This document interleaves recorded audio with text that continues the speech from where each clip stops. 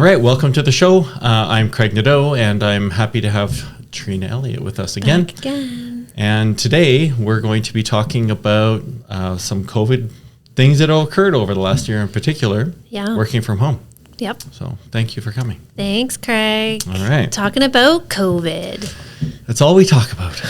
Is it ever going to get tiring to talk about it? Yes. Oh, I'm just about done. It is tiring. Yeah. So I'm curious. So I brought up a timeline from Globe and Mail of COVID in Alberta. And I'm curious to hear your thoughts on what was going on in your mind. Let's say December 2019, where we're hearing about COVID. It's happening in China. They're building those giant hospitals to care for COVID patients. What were you thinking? Were you thinking anything? I guess, in my mind, I thought back to when the SARS thing had hit and other various things that had kind of rolled around, and we got excited about it a little bit, but not very much. And maybe we were a bit numb. I think we were a bit numb to it back then. And certainly no one thought it was going to hammer North America like it did. Yeah. And I remember back, this is skipping ahead to March, but, we were talking about, oh, wow, there's like 30 or 40 cases today. Yeah. Not 400 or 500 cases. It's a big difference. Oh, yeah. Difference. And now, I think in Ontario today, they reported over 3,000 cases. Yeah. Something crazy like that. Yeah. So, okay. So December, you're not thinking much. Yeah. We're watching it. It's news. At that point, it was just something else, somewhere else. Yeah. Wasn't really hitting us yet. So I lived in Toronto during SARS. And I think that Toronto was the hardest hit in Canada by SARS. I think that maybe 40 Canadians died of SARS in 2003. That's it. Wow. Hardly anything. And I worked for Enterprise Rent-A-Car at the time. And I worked at the airport location. And it was, things were shut down, but it was not a big deal. Right. So when COVID started to become a thing, my frame of reference was SARS. I'm like, it'll be fine. Absolutely. Everyone's taking everyone's temperature at the airport. Yeah. That was my memory of it. And that was about it. Yeah. And I don't even remember that. Yeah. Maybe I didn't travel. So, okay. So let's jump forward to March. So let me just look at my timeline here. So in March, the first positive COVID test is the beginning of March. Okay. And then March 13th was a Friday the 13th. It was sort of the very last day that things were normal. Right. I went to the gym on Friday. You remember. I remember it clearly. I took my kids to the indoor playground. This was March. And we were the only ones there. And normally... On a Friday afternoon, I brought my mom, and I wrote a post on Facebook that I took down that said, I'm either the smartest mom or the dumbest mom. That's great. So we're at the indoor playground. And that was the last time we went to an indoor playground because they've been closed ever since. So tell me what you were thinking as a business owner then, that weekend, because a lot happened that weekend. Yeah, that was a crazy weekend. And there was certainly lots going on. There was an event that I was supposed to be at. I was actually supposed to be hosting that event.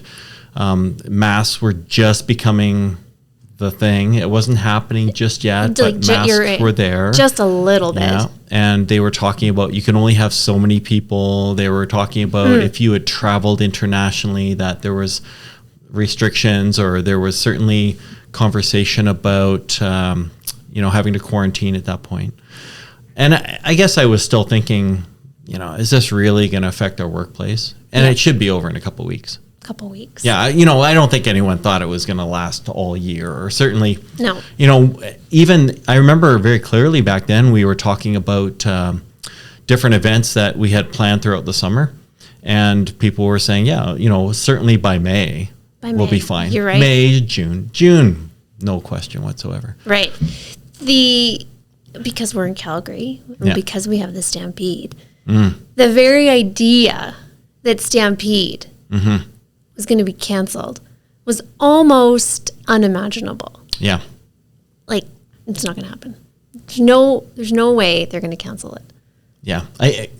Sadly for me, I'm not a huge Stampede fan. Sure, but that doesn't... And I was like, finally, something to Craig. shut down Stampede. We can get back to work. That's irrelevant. Yes, it is. So March 13th is the Friday. Mm-hmm. A whole bunch of stuff happens on Saturday. Yep. Like if you were on your phone, you were getting this gym's closed. Yep. It's not, alarms going off. Yeah, I'm a mom with small kids, so the science center's closing. Mm-hmm. The zoo's closing. The indoor playgrounds are closing. Everything's closing. Did we come into the office the Monday, the 16th? Do you remember? Yeah, I think we didn't get into layoffs until the end of March. Yeah. And then we just just people just went home and worked. That's right. Yeah. I kind of forgot about it. Was like the 1st of April, I think. You're right.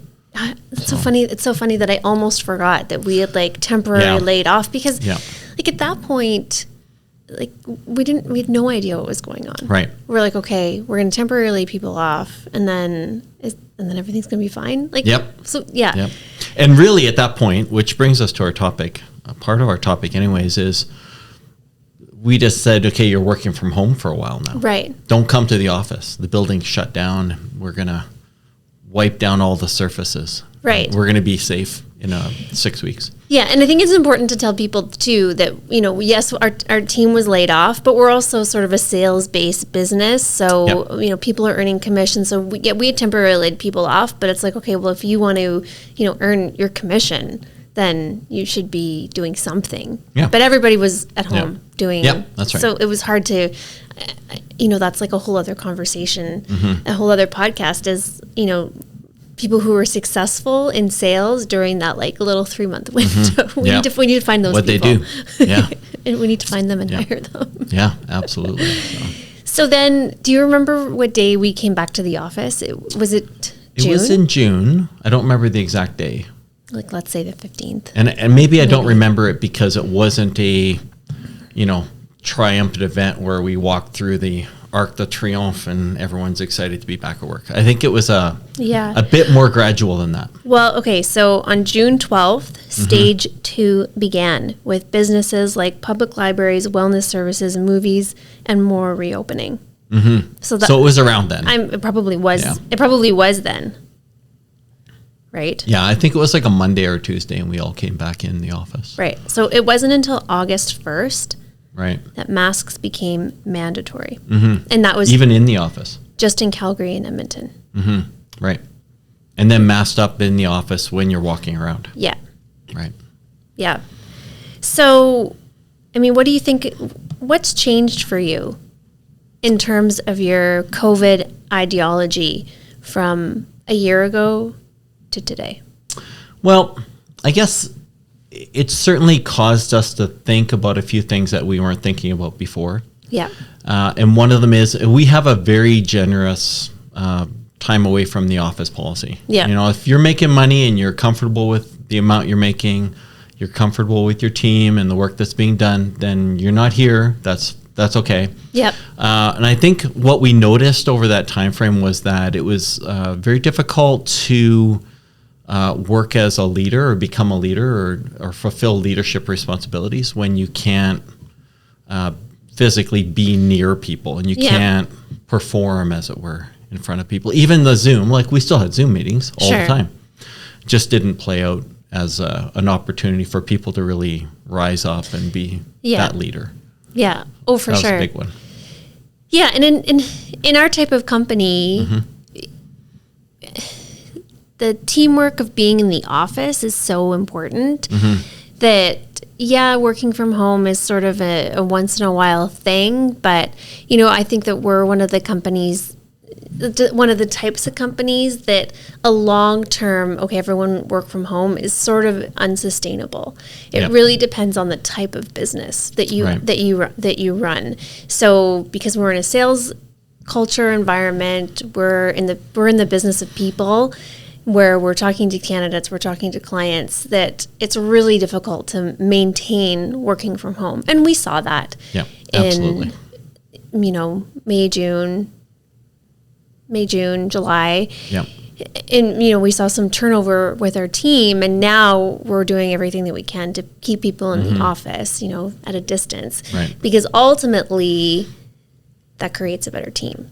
Right. And this maybe, Treena, brings up an interesting point in that salespeople thrive on interaction. Sure. Right. And then I think there's a group of individuals who are promoting the concept that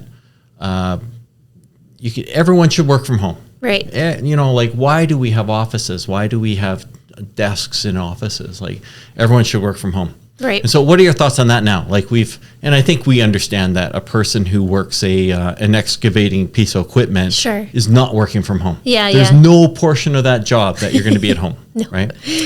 Except for half an hour doing your admin work. Right, yeah. Now, salespeople thrive on interaction. Can they work from home? Yeah. Sometimes. Yeah. But emotionally and psychologically, does it work? So how have you changed your thinking about COVID and that sort of situation now? Well, I think in the beginning, it was this, oh yeah, everyone's going to work from home. Mm-hmm. This is the new trend. We're going in that direction. It's never going to go back. Today, I think that really what you're going to see is a hybrid of that. Mm-hmm. You're going to see companies that, depending on what they do, they are going to be like, okay, well, we don't need an office. So maybe they're going to do work share spaces. Right. And they're going to do that. Maybe it'll cut costs and save money on, sort of a brick and mortar location, and that'll work. So some companies will do that. Like, I think over time, what's going to happen is that the trend of working from home is going to diminish to it just being a once in a while thing, right, where we're going to be a little bit more open-minded to it. But it's not, we're going to, in the beginning, now until, let's say, 2 years from now, we'll be a little bit more work from home friendly. Right. But I think that you're actually going to see that start to diminish, where and be like, you know what, just come to the office. Yeah. And I think that, I have days where I work from home, and there's certain things that I do well at home. So I end up planning my week based around where I'm going to be. Okay, I'm going to be at home, so I'm going to do this, this, and this at home, because I need to do that without any distractions. And the things that I do in the office are a little bit more, team focused. Right. So I think that that's what you're going to see. I think that you're going to see people be like, okay, well, I'm going to work from home on Tuesday. I got the cable guy coming. I'm going to do this, this, and this. And the employer is going to be like, that sounds great. Right. But I think that the trend over time will be to bring people back to the office. Right. It brings us to this. PricewaterhouseCoopers did a study, and they interviewed a number of executives. They interviewed employees of organizations. Key points, 1 in 5 of the executives that they interviewed, it was a fairly large study. I'll link it in later in the details at the end. 1 in 5 said they want the workplace to return exactly as it was pre-pandemic. Okay. 1 in 5, so that's 20%. 20%. It's not 100%. And it's a significant number. It's a significant number. And then I think what's interesting is that there's zero consensus. It isn't, like we want to have 4-day work weeks. We want to have 1-day work weeks. And so what they asked was, and this is the most interesting question in here, was what do you think we need from employees on how many weeks or how many days per week to ensure that the company culture survives? So culture is the other thing that doesn't get brought up much. Sure, you can work from home. Yes, and culture is everything. But what about culture? Everyone always talks about it. You hire someone and they say, well, what's the culture like? Well, no one knows because everyone works from home. Right. So here's what they, and I'll link this up as well. 6% of the respondents said that about 1 to 3 days per month was okay. 6%, so a very small number. And that's not very many days. Not many. 1 day per week was even less at 5%. Mm-hmm. So 1 day a week, which, maybe you come in for meetings 1 day a week. 2 days per week jumps up significantly to 15%. And then 3 days per week was the highest number at 29%. Yeah. So a full-on third almost of the people said, look, if I can work 3 days a week, that maintains corporate culture. 4 days a week drops down to 18%. And this one's interesting. 5 days per week jumps right back up to 21%. Like 5 days a week at the office. Yeah, which maybe is the managers suggesting that we need to be back to the way it was before. Yeah. The lowest number, well, it's 5%. Again, no employee needs to be in the office to maintain company culture. Right. I don't get it. I don't understand how that's going to work. No one's coming to the company barbecue. That's okay. It's not okay. Yeah. There's no culture if you do that. So that's it. That's really interesting because I think that really you're going to end up with somewhere between, 2, 3, 4 days a week to back to 5 days a week in the office. Right. I think that there'll just be a little bit more flexibility in terms of, hey, the cable guy's coming. I'm going to work from home. Okay, fine. That's not a big deal. Right. Whereas maybe before, I'd be like, oh, are you going to take a half day off or what? Certain companies were maybe a little bit more sticky with those types of things, maybe appointments and whatnot. I mean, but a lot of times it ultimately comes down to, productivity and the trust you have in your team. And if they're actually working from home when they say they're going to work from home. And you bring up a good point that I don't think we can do that measurement right now because COVID is it's one of the factors that are affecting productivity. And we have working from home that's affecting the productivity. So until one of those is gone, you can't really do a study on effectiveness at home. Right. Because there's certainly anecdotal evidence that people are like, oh, I love working from home. I'm so productive. But is that sustainable? Yeah. And there's anecdotal evidence saying, I'm not working at all when I'm at home. Yeah. It just looks like it. Right. Hopefully everyone believes it. Yeah. Yeah. I remembered to put on a shirt for my Zoom meeting. My son, who's I'm telling stories behind his back, but he's in university right now, and he absolutely has not worn pants for many of his Zoom class meetings. So he puts on sometimes a dress shirt because it's a specific meeting that they're in. Yeah, no pants. It sounds like something teenage boys. A teenage boy or someone in university. Absolutely. And he's maybe doing it for fun because he can. Because he can. Because who's going to be able to say that, in 20 years? I used to go to university without pants on. Yeah, right. Different world. Yeah. You kids have it so good these days. Well, and that's like a whole other conversation too, right? Is your kids are at a really interesting age.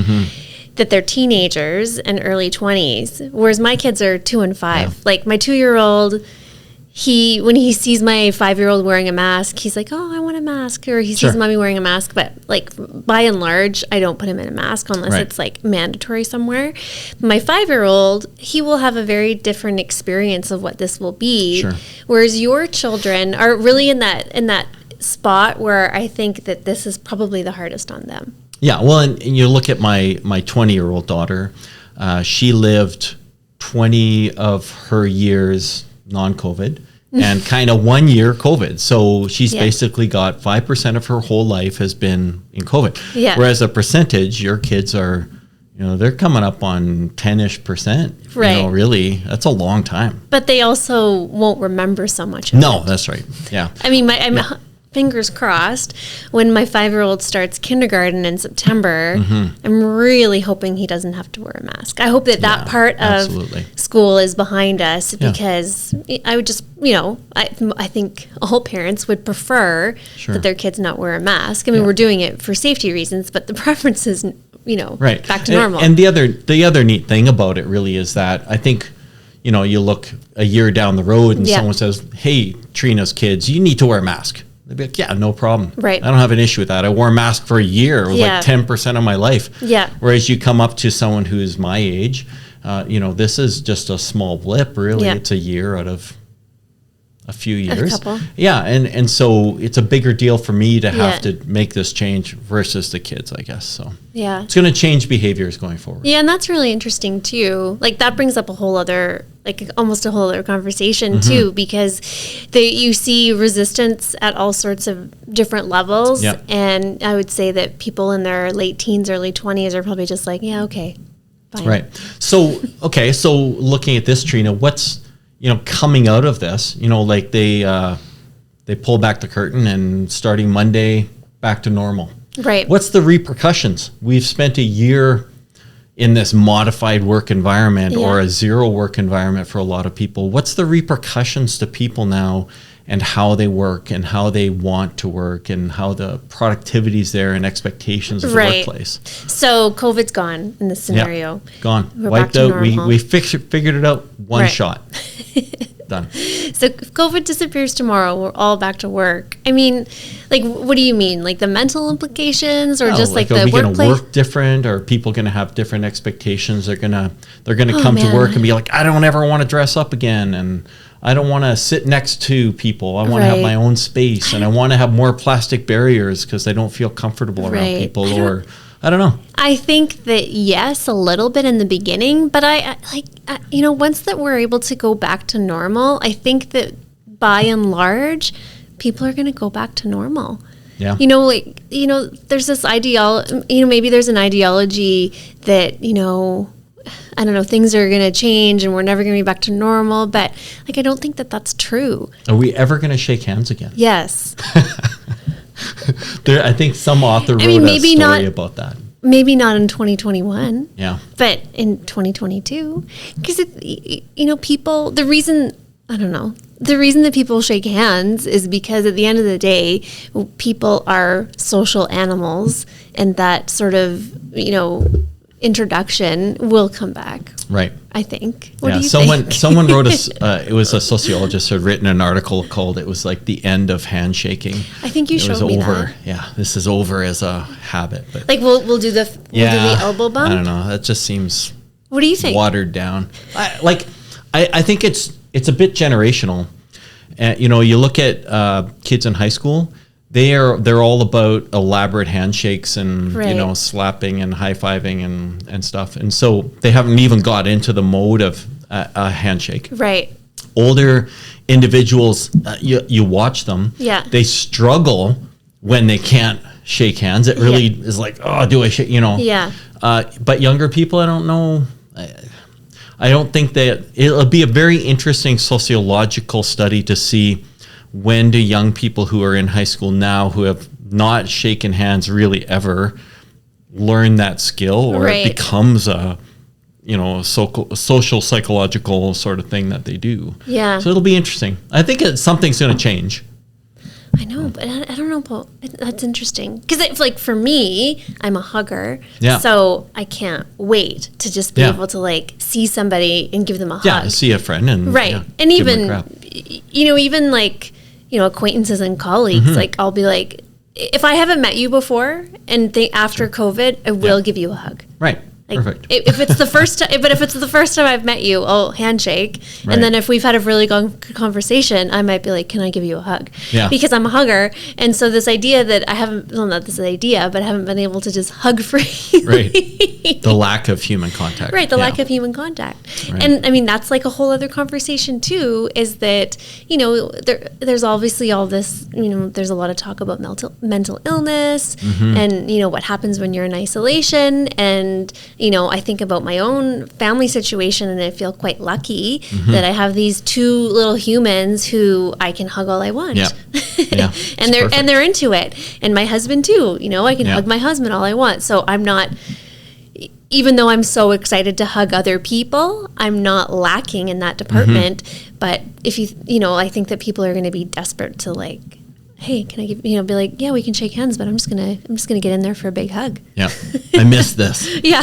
I miss this part of it. Maybe a little bit awkward. I don't know. Yeah. But I think that will be, I don't know. I think that when things start to return to normal, people will be so excited that they'll be a little tearful about certain what's things. An interesting piece that I'm wondering is going to change is we've been doing so many meetings now on Zoom and, on Teams or what have you. I'm wondering if going back to in-person meetings at someone's office is going to be harder to organize, or if people are going to crave it just like a hug.